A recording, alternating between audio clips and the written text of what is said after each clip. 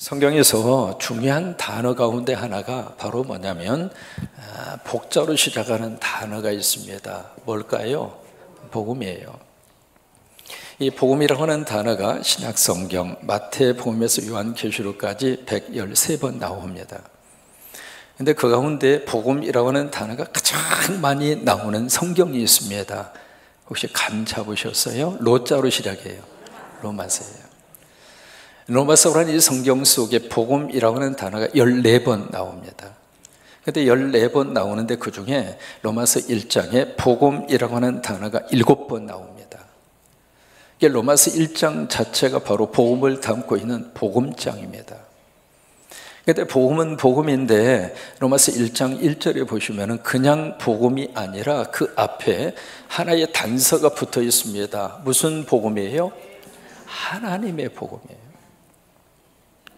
우리가 복음이라고 하는 단어를 헬라어로 유앙게리온이라고 하는 단어를 쓰거든요. 영어로는 the good news 또는 gospel이라고 하는 단어를 쓰는데 그 말의 뜻은 좋은 소식 그리고 기쁜 소식, 그 의미를 가지고 있습니다. 가지고 있는데 성경에서 말하는 복음은 내 복음이 아닙니다. 내가 생각하는 복음이 있을 수 있잖아요. 우리 가정에 정말로 기쁜 소식으로 생각하는 복음이 각자마다 있을 수가 있잖아요. 또 하나, 부모로서 우리 자녀들에게 복음으로 해당되는 소식이 있을 수 있어요. 근데 성경에서 말하는 복음은 내 기준으로 생각하는 내 복음이 아닙니다. 또 하나, 땅의 복음이 아닙니다. 또 하나, 인간의 복음이 아닙니다. 땅의 복음이라고 하는 것은 어느 때는 그래요. 이게 좋은 소식인데 어느 때 보니까 좋은 소식이 나쁜 소식으로 결과를 가져올 수도 있어요, 없어요? 가져올 수도 있습니다. 또는 반대로 이게 나쁜 소식이라고 생각했는데 지나놓고 나니까 그 소식이 좋은 소식으로 바뀌어지더라 그 말이에요. 그래서 땅의 소식이라고 하는 것은 절대적이지 않습니다. 모든 소식은 다 상대적이에요. 오늘 좋은 소식이 내일 나쁜 소식이 될 수 있고요. 지금 오늘 나쁜 소식이 내일 좋은 소식으로 바뀌어질 수 있습니다. 땅의 소식이라고 하는 것은, 땅의 뉴스라고 하는 것은 다 그런 상대성을 가지고 있습니다만은 성경에서 말하는 하나님의 복음은 절대적입니다. 모든 사람들에게 좋은 소식입니다. 나에게도 좋은 소식이고 아프리카 사람에게도 좋은 소식이고 많이 가진 사람들에게도 좋은 소식이고 못 먹는 사람들에게도 좋은 소식이고, 로마서가 담고 있는 이 복음이라고 하는 것은 바로 그런 의미를 가지고 있는 복음이에요. 하나님의 복음. 그러면 이 복음의 구체적인 내용이 무엇일까? 세 단어로 압축할 수 있습니다. 기억하고 계시리라고 생각해요. 복음이란 무엇인가? 주 예수 그리스도, 그게 복음이에요. 따라서 한번 하십니다. 복음이란 주 예수 그리스도다. 이것을 두 개의 단어로 압축하면 예수 그리스도, 이것을 한마디로 압축하면 복음은 예수예요. 여러분, 이 땅에 영원히 좋은 소식은 예수예요. 그 예수가 우리 인생의 최고로 좋은 소식이고, 그 예수가 우리에게 복을 가져다 주는 소식이고, 그 예수가 우리에게 삶의 기쁨과 삶의 축복을 가져다 주는 소식은 예수예요. 바울은 이 복음에 대해서 어떤 태도를 가졌는가? 세 가지의 태도를 가졌습니다. 첫째로, 나는 이 복음의 일꾼이다.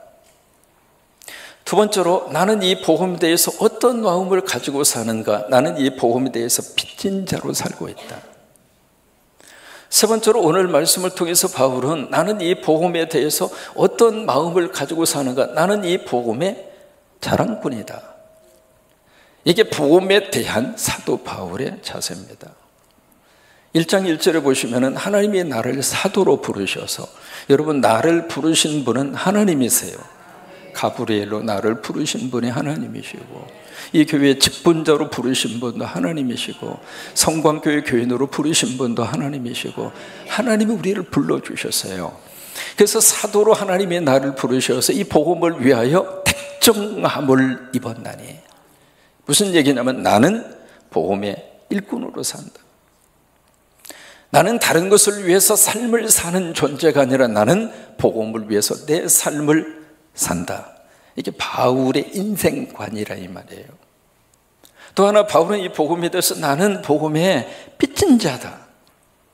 하나님의 사랑을 알고 그리스도 안에 들어와서 하나님이 주시는 이 은혜와 사랑에 큰 빚을 져서 나는 그 빚을 갚는 심정으로 복음을 전하고 십자가를 세우고 선교하고, 누구에게 빚진 자인가? 헬라인이라 야만인이라 지혜 있는 자나 어리석은 자나 그 네 가지 부류의 사람이 나옵니다마는 모든 사람을 지칭하고 있는 거예요. 나는 모든 사람들에게 빚진 자다. 빚 갚는 심정으로 나는 내 삶을 산다. 오늘 세 번째로 복음에 대해서 바울이 어떻게 여기에서 고백을 하고 있는가? 나는 복음이 부끄럽지 않다. 다시 말해 나는 복음이 자랑스럽다 이 말이에요. 여러분, 복음이 자랑스럽습니까? 예수 믿는 것이 창피하지 않습니까? 성광교회 나오는 것이 부끄럽지 않습니까? 그러면 아멘입니다. 나는 복음에 대해서 자랑스럽다. 근데 이 바울의 고백이 어떤 면에서 좀 생뚱맞아요. 왜냐하면 나는 사도로 하나님이 불러서 복음의 일꾼으로 하나님이 삼아주셨고 나는 복음의 빚진 자로 나는 살고 있다. 그렇게 고백을 하는 사람이 갑자기 나는 복음을 부끄러워하지 않는다. 이게 좀 안 맞는 것 같아요. 마치 목사 안수를 받고 목회하는 목사가 어느 날 갑자기 교인들 앞에서 나는 목사로 사는 것을 부끄럽지 않습니다. 그렇게 고백을 하면 맞는 말이지만 뭐가 조금 이렇게 뉘앙스가 이상한 것처럼 바울의 고백이 그런 분위기를 우리에게 느끼게 해줍니다. 그런데 우리가 신앙생활하면서 여러분 복음을 부끄러워하지 않으면서 우리들이 살고 있습니다만은 부끄러울 때가 있었어요, 없었어요? 디모데후서 1장 8절에 사도 바울이 디모데에게 그런 말씀을 디모데에게 해줍니다. 뭐라고 이야기하는가? 같이 한번 고백하십니다. 그러므로 나는 너는 내가 우리 주를 증언함과 또는 주를 위하여 갇힌 자 된 나를 부끄러워하지 마라. 지금 바울이 로마 감옥에 갇혔어요. 로마 감옥에 갇혔는데 여러분, 바울이 로마 감옥에 갇힌 이유가 뭐예요? 큰 죄를 범해서? 남의 것을 빼앗아서? 누군가에게 해를 가해서? 아니에요. 뭐 때문에 갇혔어요? 복음 때문에. 바울은 지금 예수님 때문에 로마 감옥에 갇혔거든요. 그러니까 바울 스스로가 내가 지금 이 갇힌 것은 로마의 죄수가 아니다. 나는 로마에 포로된 사람이 아니다. 나는 예수님 안에서 복음 안에서 복음에 포로된 사람이다. 나는 예수에게 사로잡힌 사람이다. 그 이야기예요. 그러니까 바울 스스로가 나는 부끄럽지 않다. 그래서 믿음의 아들 디모데에게도 나도 부끄럽지 않으니까 너도 내가 감옥에 갇힌 것을 부끄러워하지 말라 이 말이에요. 그러면서 여기에 내가 복음을 부끄러워하지 않는 이유는 이 복음을 믿는 모든 사람들에게 구원을 주시는 뭐라고 그랬어요? 능력. 능력은 능력인데 무슨 능력입니까? 그 앞에 또 하나의 단어가 붙어 있죠? 하나님의 능력이라는 거예요. 이 능력이라는 말을 누가복음과 사도행전에 보시면 권능이라고 그랬어요. 권능. 이게 같은 말입니다. 능력이라 권능이라. 근데 이 능력이라고 하는 말이 헬라어로 두나미스예요. 두나미스. 그 두나미스라고 하는 단어에서 나온 두 가지 영어 단어가 있습니다. 저대로 다이나마이트. 그게 두나미스에서 나왔어요. 여러분, 다이나마이트 큰 바위라 할지라도 다이나마이트로 폭발시켜 버리잖아요. 또 하나, 여기서 나온 단어가 다이나믹이라고 하는 단어입니다. 막 살림이 다이나믹하고 활기가 있고 막 생동감이 있고, 이게 다이나믹이거든요. 이 복음 속에 무슨 능력이 있는가? 이런 능력이 있다고 하는 거예요. 여러분, 예수님 안에 바로 이런 권능이 있습니다. 성령 안에 이런 능력이 있습니다. 이게 복음을 믿으면 이 하나님의 권능이 내 권능이 된다 이 말이에요. 다이나마이트처럼 그 어떤 악한 권세를 할지라도 예수님 안에서 다 무찌를 수 있고, 수르바벨아 네가 무슨 말이냐, 큰 산아 수르바벨로서 네가 평지가 될지어다. 여러분, 그 수르바벨이라는 단어의 뜻은 성령 받은 사람에 대한 호칭이에요. 그러니까 복음 속에 그런 능력이 있다고 하는 거예요. 그래서 복음 안에서 우리 삶이 다이나믹하게, 예수 믿기 전에는 참 풀이 죽어서 살았는데 예수 믿고 나서 그냥 얼굴이 펴지고, 예수님 안에서 그냥 감사가 많아지고, 예수님 안에서 늘 은혜 생활을 하고, 예수님 안에서 희망을 가지고 살고, 예수님 안에서 천국을 바라보고 살고, 예수님 안에서 위로받으면서 살고, 그러다 보니까 우리 삶 자체가 다이나믹해진다 이 말이에요. 그래서 바울은 내가 복음을 부끄러워하지 않는 이유는 바로 이것 때문이다. 하나님의 능력, 그 능력이 복음 안에 있어서 내가 복음으로 인하여 내 삶이 능력 있게 살아가기 때문에 나는 이 복음을 부끄러워하지 않는다 이 말이에요. 그러면 이 하나님의 능력, 복음의 능력이 우리 삶 속에서 구체적으로 어떻게 나타날까? 네 가지로 나타납니다. 첫째로 구원으로 나타납니다. 두 번째로 무엇으로 나타나는가? 치유로 나타납니다. 세 번째로 무엇으로 나타나는가? 변화로 나타납니다. 네 번째로 복음의 능력이 무엇으로 나타나는가? 살림으로 나타납니다. 이게 복음의 능력입니다. 그래서 오늘 16절에 보시면은요, 믿는 모든 자에게 뭘 줘요? 구원을 줘요. 구원. 그러니까 복음을 믿으면 우리 삶 속에 하나님이 뭘 주시는가? 구원 주세요. 아멘입니까? 요한복음 3장 16절 말씀, 유명한 복음서의 구절이잖아요. 하나님의 세상을 이처럼 사랑하사 독생자를 주셨으니, 그 독생자를 주셨으니 그게 바로 복음을 주었다 그 말이에요. 복음을 주셨으니 이 복음을 믿는 자마다 어떻게 해요? 멸망하지 않고. 여러분, 망하지 않습니다.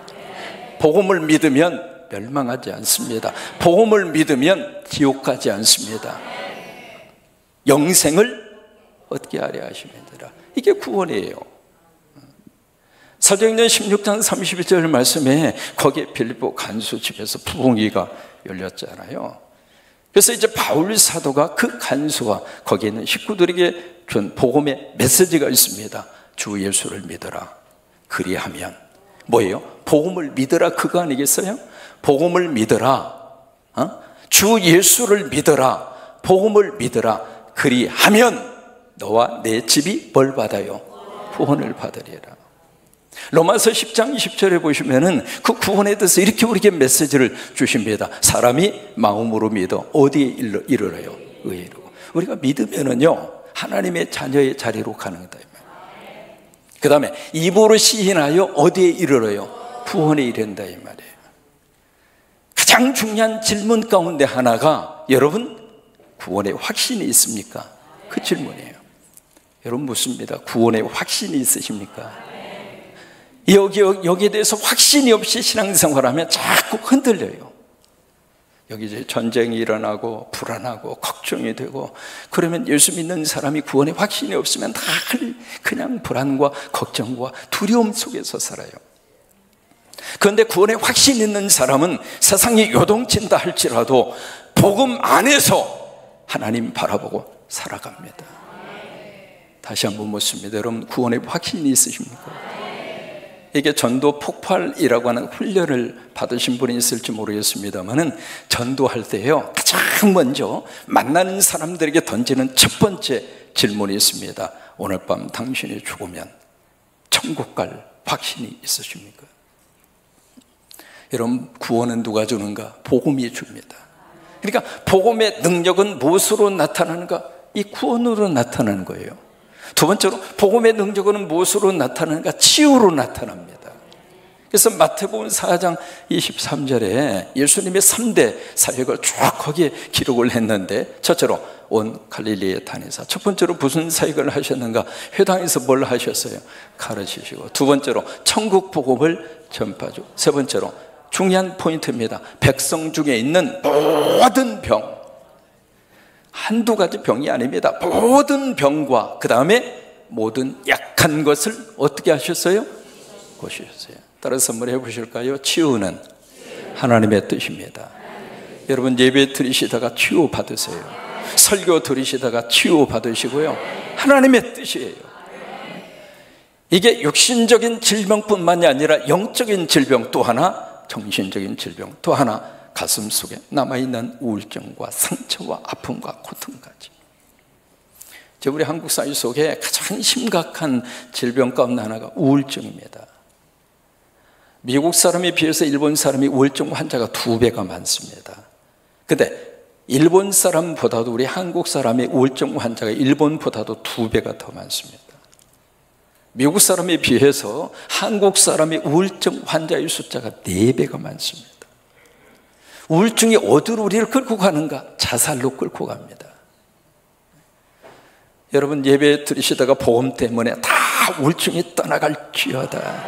그러니까 치유의 역사입니다. 이게 복음이 주시는 하나님의 거룩한 능력이에요. 복음이 내 안에 들어오면 내 몸에 있는 모든 질병을 성령의 능력으로 태울 것을 태워버리고 끊을 것은 끊게 하시고, 여러분 치유의 역사가 예수님 안에서 다 여러분 속에 임하기를 주의 이름으로 축복합니다. 아멘 하다가 치유받으시고, 설교 듣다가 치유받으시고, 치유기도 받다가 치유받으시고, 목회하면서 참 하나님의 기적 같은 치유의 역사를 참 많이 경험했습니다. 제가 새벽 기도에 목회적인 모든 것을 쏟아부은 근거와 이유가 있는 사건이 하나 있었어요. 1987년도에 미국에 가서 처음 이민 목회 시작을 하는데, 그 새벽 기도에 몇 명 나오지도 않는 새벽 기도에 한국에서 따님을 데리고 어머님이 그 새벽 기도에 참석하신 거예요. 그 딸이 눈에 심각한 질병이 걸려서 미국에서 수술 받으려고 온 거예요. 수술 받기 전에 안타까운 마음으로 그냥 그 새벽에 일어나서, 그분이 이제 그 교회 출석하지도 않았습니다. 근데 새벽에 나오셔서 그냥 간절히 기도하고 새벽 기도를 샀는데, 여러분 강대상에서 이렇게 말씀을 듣고 예배에 참여하는 분들의 표정을 보면 왠지 모르게 마음에 끌리는 분이 계세요. 근데 오늘은 여러분 모두에게 다 마음이 끌려요. 왠지 모르게 그분에게 막 마음이 끌려서 예배 마친 다음에 딱 사연을 들어보니까 딸의 그 눈의 질환을 위해서 한국에서 미국까지 왔다는 거예요. 절박한 심정으로 새벽 기도를 드리고 있는데 참 묘해요. 목회자와 성도의 절박함이 교류가 되면 그때 하나님께서 성령의 기도가 나가더라고요. 여기서 기도가 아니라요, 여기서부터 기도가 나가요. 그래서 새벽 기도 참석하는 그분을 위해서 간절히 기도했는데 결과적으로 그분이 그 딸 수술 받지 않고 치료받았어요. 그래서 이제 그분이 한국으로 들어왔거든요. 들어온 다음에 그때부터 지금까지 연락은 없어. 제가 이민 목회를 시작하면서 새벽에 그 은혜를 받은 거예요. 야, 이 새벽에 하나님의 역사가 나타나는구나. 새벽에 하나님이 기적을 주시는구나.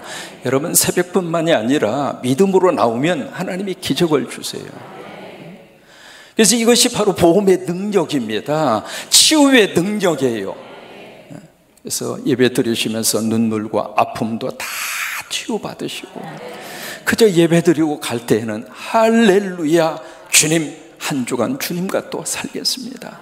주님 의지하고 살겠습니다. 복음 안에서 살겠습니다.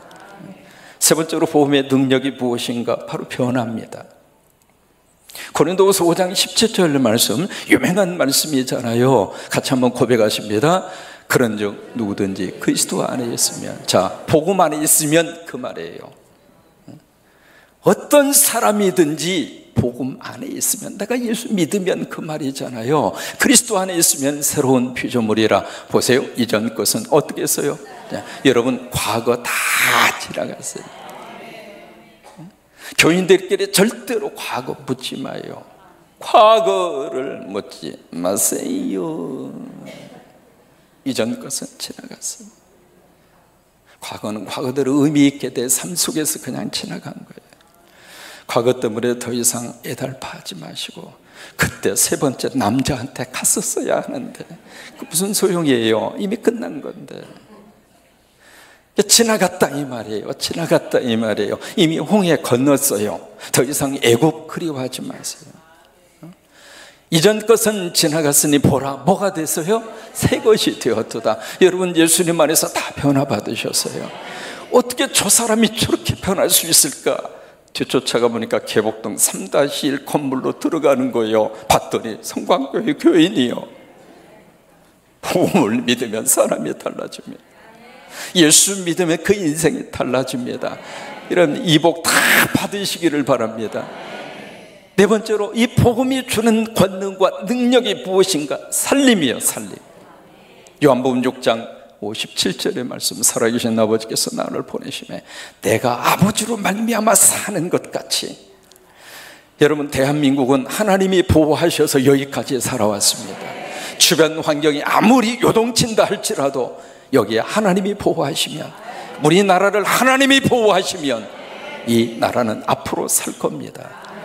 내가 아버지로 말미암아 사는 것처럼 우리 자녀들이 아버지 때문에 살아나기를 바라고, 우리 교회가 아버지 때문에 더 쓰임받기를 바라고, 여러분들이 아버지 때문에 더 복을 받기를 바라고, 내가 아버지로 말미암아 사는 것과 같이 나를 먹는 그 사람, 모든 사람이 아닙니다. 예수 그리스도 복음을 먹은 그 사람도 나로 말미암아 살리라.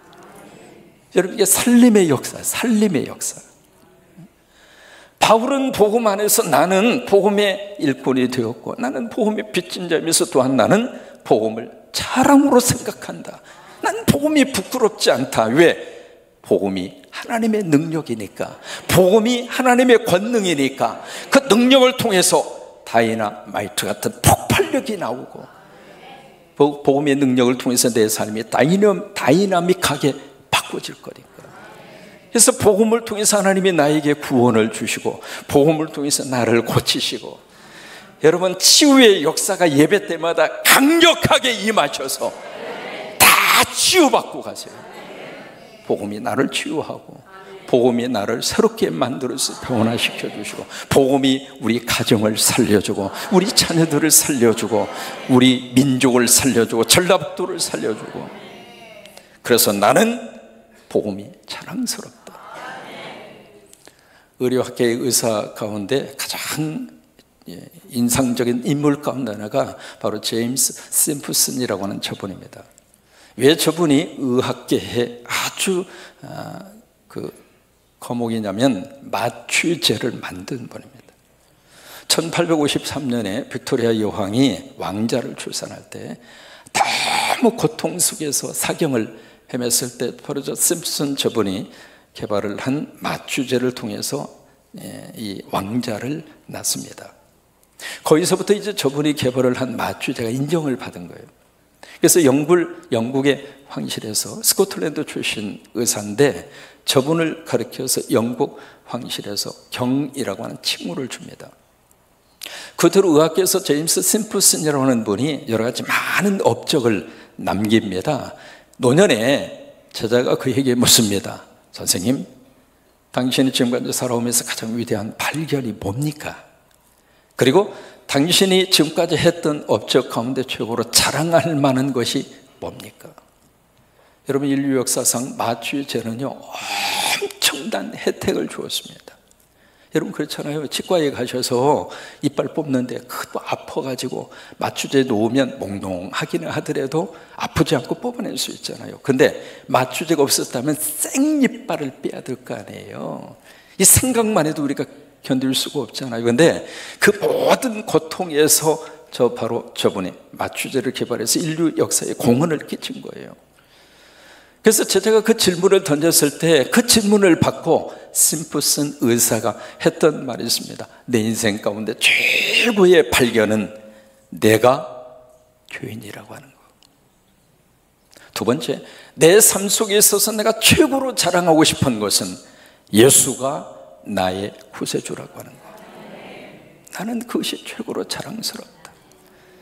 여러분, 복음이 부끄럽지 않고 복음이 여러분의 삶에 있어서 자랑이 되고, 그 자랑거리 복음을 가지고 하나님의 능력으로 이 한 주간 잘 살 수 있게 되기를 주의 이름으로 축원합니다.